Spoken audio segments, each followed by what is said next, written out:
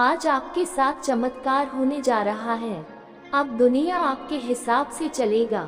आज आपकी सारी समस्या का समाधान मिलने वाला है।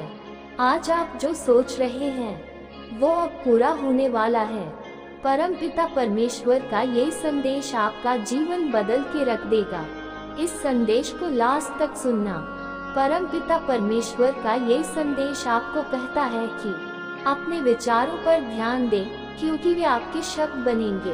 अपने शब्दों पर ध्यान दें, क्योंकि वे आपके कार्य बनेंगे। अपने कार्यों पर ध्यान दें, क्योंकि वे आप बन जाएंगे। गलतियां उनसे होती हैं जो कड़ी मेहनत करते हैं। बेकार का जीवन दूसरों का है। बुराई का अंत खोज में होता है। इज्जत किसी इंसान की नहीं, जरूरत की होती है। जब जरूरत खत्म हो जाए तो इज्जत से बोलना सीखो, नहीं तो सारी जिंदगी सुननी पड़ेगी। इसे तोड़ने में कोई हर्ज नहीं है, तुम्हें भी। लेकिन साथ ही जहाँ से मुझे जमीन साफ साफ दिख रही हो, वही लोग तुम्हारी परवाह करते हैं। जब ये शांत हो तो आप सब कुछ सोच सकते हैं। चिंता सिर्फ उतनी ही करें जितनी आप अपना काम पूरा करने के लिए कर सकते हैं, उतनी नहीं जितनी आपकी जिंदगी बर्बाद हो जाएगी। चाहे आप अपने शब्दों का इस्तेमाल कितनी भी समझदारी से करें, उनकी चिंता करें, लेकिन श्रोता अपनी क्षमता और मन के विचारों के अनुसार इसका अर्थ निकाल लेता है। यकीन मानिए, जो आपको भूल गया है वो भी आपको याद करेगा। बस इसके अर्थ का दिन आने दो। जिंदगी की कहानी यही है कि इसमें मनचाहा किरदार नहीं मिलता। जीवन अपने आप में है। दूसरों के कंधों पर तो सिर्फ जनाजे उठाए जाते हैं। आपकी मुस्कुराहट, आपके चेहरे पर भगवान के हस्ताक्षर हो, जो आपके आंसुओं से धुल जाए या सीमित क्रोध के साथ मिश्रित हो जाए। संसार में कोई भी व्यक्ति हमारा मित्र या शत्रु बनकर नहीं आता। ये हमारा व्यवहार और शब्द ही है जो लोगों को दोस्त और दुश्मन बनाते हैं। जो व्यक्ति हर बात पर दुख रोता है, उसके दरवाजे पर खड़ी खुशियां बाहर से ही लौट आती हैं। जिंदगी के हर इम्तिहान वही पास करता है जिसमें उम्मीद और आस होती है। हर कोई अपना नहीं होता, और ये सच है। कितनी अजीब बात है कि इस दौर के लोग खिलौने छोड़ जज्बातों से खेलते हैं। महान दीवार विचारों पर चर्चा करती है और मन घटनाओं पर चर्चा करता है। और निकलो, मन लोगों की चर्चा करता है। श्रीमान अलंकरणों में न पड़े, कई सिकंदर काल के सागर में डूब गए। इन 5 स्थानों पर हमेशा चुप रहना सीखें। पहला, जहाँ शब्दों का कोई मूल्य नहीं है। दूसरा, जहाँ बोलने के बाद आपको कुछ भी आग पर नहीं बोलना पड़ता।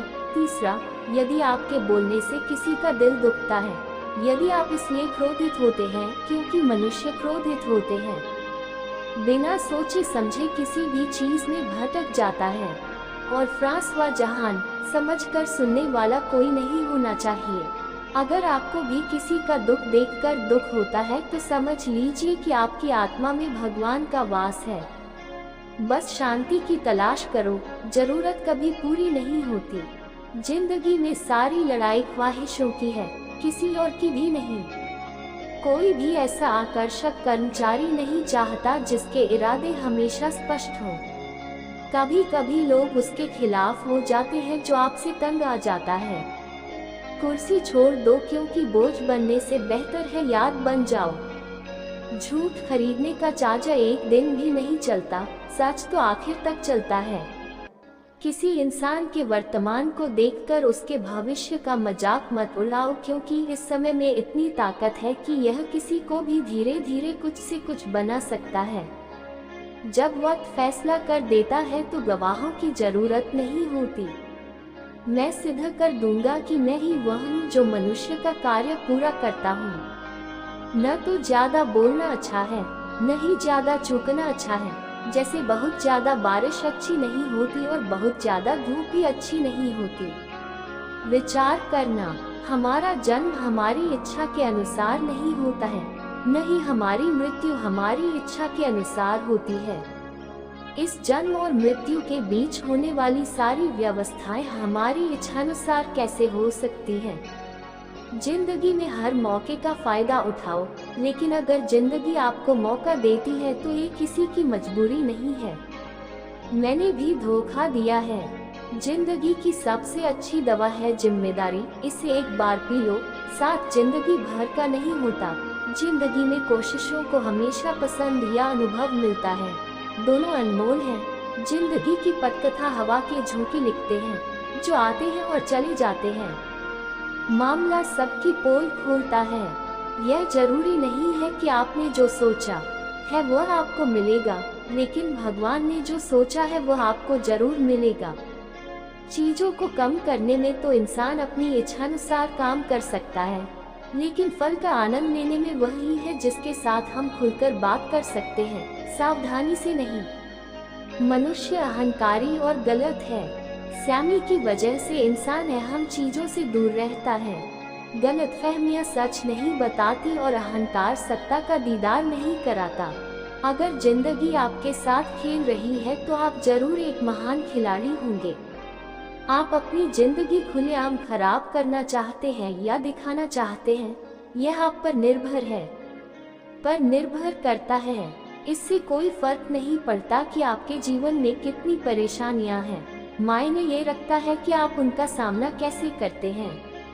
इस संसार में मनुष्य को जो कुछ भी मिला है उसी में खुश रहना चाहिए, जो नहीं मिला है उसके लिए दुखी नहीं होना चाहिए। हाँ ने उसके लिए जितना भगवान ने सोचा है उससे कहीं अधिक सोचा है, इसलिए कभी किसी बात की चिंता मत करो। भगवान श्री राम को घर में विरोध का सामना करना पड़ा है। कान्हा को समाज में भी बहुत सराहना मिली है और यहाँ भी। ये होगा लेकिन तभी जब आप इससे ऊपर उठेंगे, तुम मशहूर हो जाओगे। जो लोग दूसरों पर निर्भर रहते हैं वे कभी खुश नहीं रह सकते, इसलिए अपनी इच्छाओं को पूरा करने के लायक बने। एक गांव में आग लग गई। आग बढ़ती जा रही है। ग्रामीण अपनी जान बचाने के लिए इधर उधर भाग रहे थे। ये दृश्य एक पक्षी ने देखा और आपके विचारों में पानी भरकर आग बुझाने का प्रयास करने लगे। रात अपनी चोंच में बार बार पानी लाती है। जब सरकारी आदमी ने चिड़िया को आग पर पानी डालते देखा तो उसने उससे कहा, अगर यह चिड़िया कोशिश कर रही है तो हम ऐसा क्यों नहीं कर सकते। सबने कोशिश की और आग बुझाने के बाद वह देख रहा था कि सबके साथ क्या हुआ। उसने चिड़िया से कहा कि तुम्हारे पानी डालने से कुछ नहीं होगा, उत्थान तो होगा ही, फिर आप ऐसा क्यों कर रहे थे। चिड़िया बोली, मेरे पानी डालने से कुछ नहीं हुआ, लेकिन मुझे गर्व है कि जब इस कला की बात आएगी तो मेरी गिनती आपके अधीन आग बुझाने वालों में होगी, तमाशा देखने वालों में नहीं। एक बार एक किसान अपने खेत में काम कर रहा था। कुछ वर्षों तक काम करते समय किसान की घड़ी खो गई।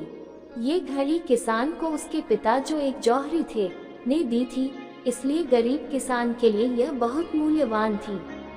अब किसान ने सारा काम छोड़ दिया और खरीदारी की तलाश में लग गया, लेकिन काफी समय बीत जाने के बाद भी उसे और घड़ियां नहीं मिली।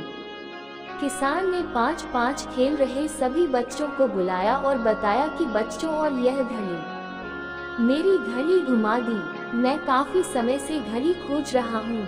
मैं आप में से किसी को भी इनाम दूंगा जो मेरी घड़ी ढूंढने में मेरी मदद करेगा। इनाम के उत्साह में सभी बच्चे उस घड़ी को ढूंढने लगे, लेकिन इतने बड़े मैदान में छोटी सी घड़ी ढूंढना बहुत मुश्किल काम था। कुछ घंटों के बाद सभी बच्चे जाने लगे और किसान भी उम्मीद छोड़कर घर चला गया और की तैयारी कर रहा था। आखिरकार एक बच्चा किसान के पास आया और बड़े गर्व से बोला कि सारे बच्चे तो चले गए, बस मुझे थोड़ी देर और घड़ी ढूंढने दो। किसान ने कहा, ठीक है, मैं कुछ देर बाद आऊंगा, तुम देखना मुझे घड़ी मिलती है या नहीं। किसान ने 20 मिनट बाद कहा। तभी लड़की के हाथ में घड़ी आ गई। आज किसान।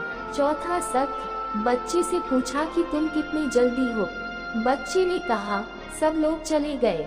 अब इतनी शांति थी कि मैं धीरे धीरे पूरे मैदान में घूम गया और आवाज सुनने लगा, मानो मैंने मुस्कुराहट में आवाज सुन ली हो। लड़की, आधी घड़ी कहाँ है? लेकिन दोस्तों, ये कहानी शांत मन का एक बहुत अच्छा उदाहरण है। जब हमारा मन शांत होता है तो हर बड़ी चिंता दूर हो जाती है और आसपास का शोर भी दूर हो जाता है। तब हमारा दिमाग अपने आप काम करता है और हमें सही दिशा में ले जाता है, दिखाता है। दोस्तों, इस वीडियो में बस इतना ही। हम जल्द ही एक और ज्ञानवर्धक वीडियो के साथ मिलेंगे। और अगर आप चैनल पर नए हैं तो कृपया लाइक, शेयर और सब्सक्राइब जरूर करें। धन्यवाद।